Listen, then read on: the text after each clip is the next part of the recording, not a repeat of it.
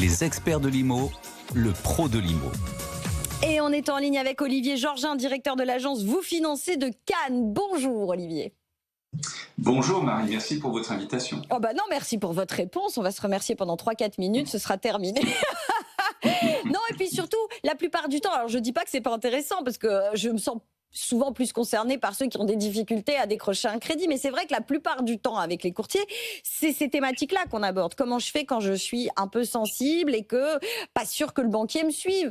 Mais là, en l'occurrence, vous venez avec une anecdote qui concerne des gens qui ont quand même acheté un bien à 10 millions d'euros. Et bien, même dans ces conditions-là, on a besoin d'un courtier. C'était votre message ce matin.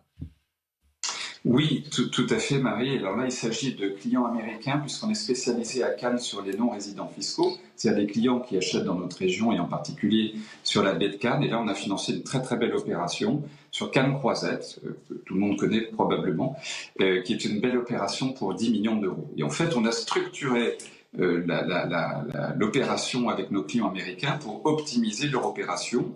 Alors on l'a fait de la manière suivante, on a constitué une société civile immobilière démembrée, puisque ce sont des clients d'une cinquantaine d'années sur la côte ouest, qui ont 3 enfants, et une première des problématiques... On redit Olivier ce que c'est que le démembrement. Attention, hein, c'est pas un film d'horreur, c'est que je mets de côté l'usage et de côté la propriété des murs en gros. Oui, vous avez raison. En clair, les parents gardent l'usufruit, c'est-à-dire l'usage du bien jusqu'à la fin de leur vie respective. Et ensuite, les enfants ont la nue propriété, ce qui fait que ça évite une problématique de droit de succession à terme, parce que vous comprenez qu'un bien à 10 millions d'euros suppose des droits de succession proches de 4 millions d'euros. Donc il y a déjà cette première problématique. Ça pique un peu quand même. Ça pique un peu, exactement, vous avez raison. Donc, dès l'origine, on conçoit en fait un montage d'opération qui optimise pour le client, c'est notre premier acte de conseil. On fait l'essai démembré, on intègre les 3 enfants de l'opération. C'est le premier point, c'est déjà qui va acheter, donc c'est la SCI.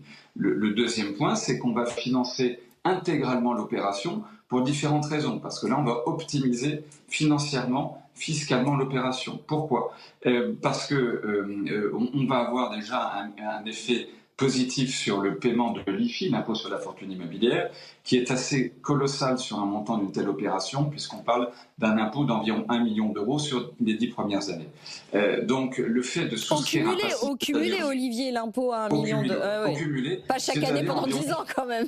Exactement, c'est-à-dire à peu près 90 000 euros par an, un peu plus de 90 000 euros par an, et c'est un impôt progressif. Donc la grande question pour beaucoup de nos clients non résidents fiscaux, la France est connue pour sa fiscalité, et donc il faut dédramatiser tout ça, puis aussi donner les bons conseils aux clients de façon optimisée, parce que sinon beaucoup de clients n'achèteraient pas en France si on n'était pas capable de leur proposer des conseils de qualité. L'impôt IFI est une exception plutôt française, on va dire. Oui, et puis il y a l'impôt sur la fortune tout court qui pourrait bien revenir dans pas longtemps, alors.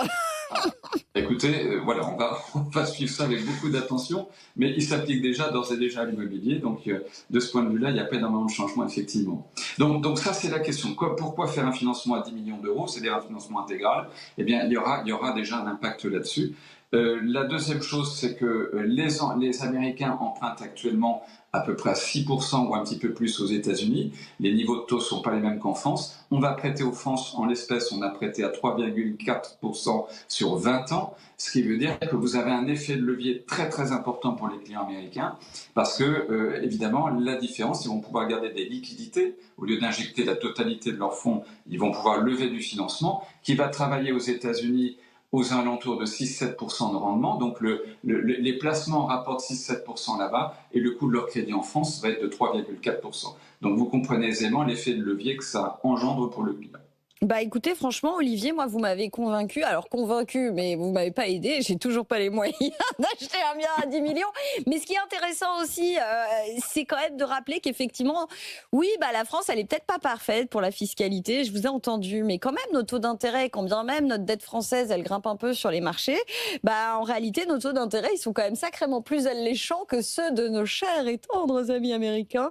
Donc 3,5% de taux d'intérêt en France, finalement, c'est pas si grave. Et merci de l'avoir rappelé. Olivier Georgin, directeur de l'agence Vous Financez de Cannes. Et si, comme Olivier, vous avez un témoignage à nous apporter à l'antenne de BFM Business, ça tombe bien, on a une adresse mail, lesexpertsdelimo@bfmbusiness.fr. C'est l'heure du débat tout de suite.